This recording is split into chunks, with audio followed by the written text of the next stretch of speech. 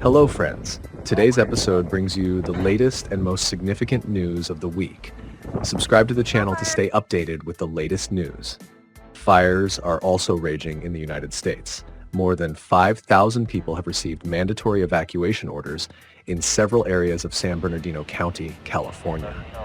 The fire has already spread over 7,000 hectares of land. According to the California Department of Forestry and Fire Protection, the fire has not yet been contained even by 1%. More than 35,000 structures, including residential homes and commercial buildings, are at risk. It is known that at least 3 firefighters have been injured, but there have been no reported injuries among civilians so far. Governor Gavin Newsom has declared a state of emergency in San Bernardino County.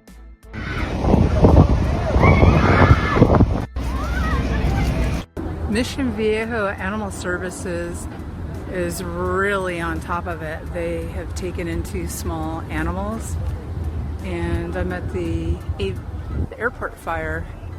So it's been like 1 hour since I last posted, and this is what it looks like. It gotten worse.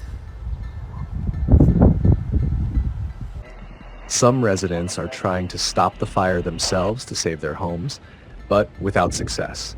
Authorities attribute the unstable behavior of the fire to storm winds, which are accelerating the spread of the flames. A similar situation is occurring in neighboring Nevada, where the fire has destroyed 6 residential homes and spread over 2,000 hectares of land. Additionally, authorities are warning about air pollution caused by smoke, which is spreading for dozens of kilometers, creating a threat to people with respiratory conditions. Medical facilities are reporting an increase in calls for help due to the worsening health of residents in nearby areas. You can see now the fire has made its way over this ridge here in the beautiful city of Lake Elsinore. Here we go, live and direct. I'm Belloso, FNN here on the Tira, homie, where Cal Fire is doing. In the fire-affected regions, small rain showers and thunderstorms are expected, but this is unlikely to have a significant impact on the situation as temperatures remain high, ranging from 27 to 40 degrees Celsius. The wind continues to intensify, which significantly complicates the work of firefighting services. Energy companies have decided to cut off electricity in some areas to prevent new ignitions and protect emergency services. Governors of neighboring states are also preparing for possible evacuations in light of the ongoing fire situation on the West Coast. Ladies and gentlemen, what the hell is going on?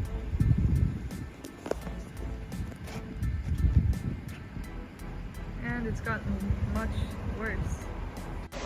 Wildfires continue to rage in British Columbia, Canada. Residents have been warned about poor air quality and a strong smell of smoke, which is particularly noticeable around Lake Watts, according to rescuers. The fire, which started in July, has spread over more than 560 square kilometers and has been given a level 2 fire hazard rating. Residents of nearby areas are being prepared for possible evacuation. So far, there have been no reports of casualties or missing persons. There are still about 220 active fires in the province, but the British Columbia Fire Service reports that many are gradually being brought under control, thanks to the arrival of autumn. Forecasters are predicting rain for the coming week, which should aid rescuers and improve air quality.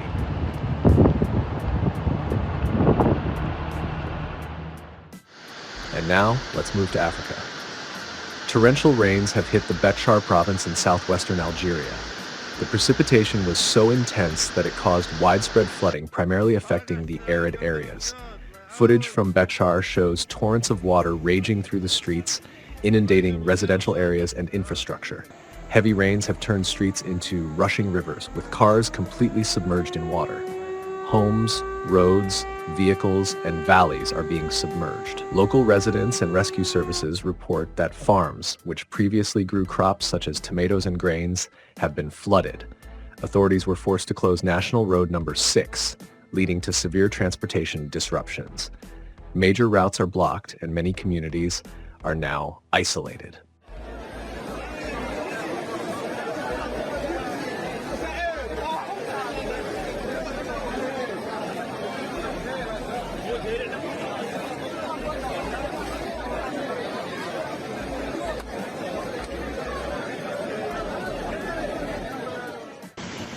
the National Meteorological Office had forecasted precipitation across the province, but did not expect such intensity. In some areas, storms accompanied by hail further worsened the situation. Local authorities are working around the clock to manage the situation, but they have not yet been able to fully cope with the flooding's aftermath. Serious problems are also reported in neighboring Morocco. In the Tata province, 8 people have died due to flooding, and 15 are missing. Authorities and rescue services have been mobilized to assist the affected and conduct search and rescue operations. The situation in this region remains extremely tense as heavy rains continue there as well. Typhoon Yagi struck northern Vietnam a few days ago, causing widespread devastation across many cities. The impact of the strongest typhoon to hit Asia in recent history has led to unprecedented flooding, continuing to inflict suffering on the Vietnamese people. Several cities and provinces, including Yên Bai, Thanh Nguyen, Sapa, Halong, Lao Cai, and Phu Tho, were submerged on Monday morning to varying degrees. In Thanh Nguyen, the rising water level flooded the ground floors of buildings. Residents in Phu Quang district were forced to climb onto rooftops as the water continued to rise.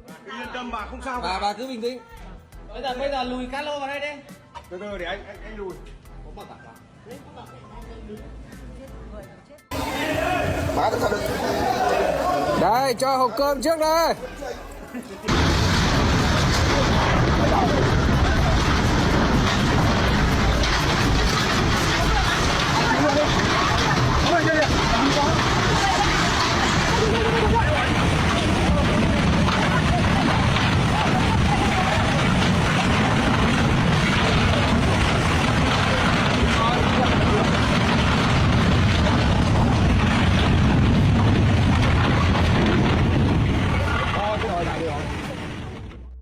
In Yên Bai, the water level in the Song Da River rose rapidly, flooding several areas of the capital.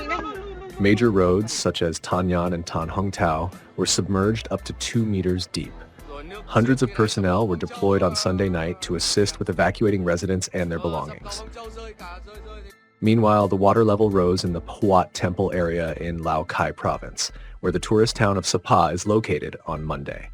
The Lao Cai Hydrometeorological Station reported that water levels in rivers and streams in Lao Cai are expected to rise quickly. Authorities helped evacuate belongings from homes in the capital of Lao Cai. Some streets in the city were flooded more than half a meter deep, making transportation impossible. By 10 in the morning, authorities had deployed troops to evacuate 72 families in Yên Bai and Binh Minh districts and the flooded areas. Additionally, the town of Bao Lac in Cao Bang province, which borders China, was flooded. In Cao Bang, heavy rain caused flooding on Po Chu Street on Monday morning. Several families had to be evacuated. In Lang Son province, more than 100 houses were flooded, according to the local Disaster Prevention and Search and Rescue Committee. Residents reported that the water began rising from Sunday afternoon and is slowly receding. The water level had almost reached the second floor in some places, and in others, it reached stomach level. Electricity was cut off, and rescuers worked through the night to evacuate residents. The Disaster Prevention and Search and Rescue Committee of Thanh Nguyen reported that 55 districts and communes in Thanh Nguyen were flooded and 2,000 families had been evacuated. Meanwhile, the National Center for Hydrometeorological Forecasting reported on Monday that the wind patterns of Typhoon Yagi caused heavy rains in some mountainous areas in the north from 7 in the evening on Sunday to 3 in the morning on Monday. Precipitation levels reached 256 millimeters in some places. Heavy rains were expected to continue in Lao Cai, with rainfall over 12 hours reaching 300 millimeters. Thousands of people in the city have been mobilized since Sunday evening to build dikes and evacuate vulnerable residents to safer areas. Hundreds of soldiers, police officers, and civilians used sandbags to create barriers against the water.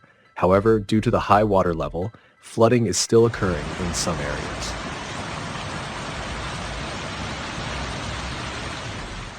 North Korean leader Kim Jong-un has executed several dozen officials following a severe flood that swept through the country. According to reports, around 30 officials were executed in August in areas affected by the flooding. It is reported that the floods may have resulted in several thousand casualties. The most damage was suffered by the Jagang province. It is also worth noting that in July, Kim Jong-un stated he would severely punish those who seriously neglected their duties and were responsible for the victims of the flood. At that time, North Korean media showed photos of Kim Jong-un overseeing rescue operations after the disaster, but there were no reports of casualties. It should be reminded that in late July, due to heavy rains, the Yalu River overflowed. The river flows between China and North Korea. From open sources, it is known that the flood destroyed more than 4,000 homes and 3,000 hectares of agricultural land in the city of Sinuiju and Uiju County. North Korea reported about 5,000 evacuees, but did not disclose the number of casualties.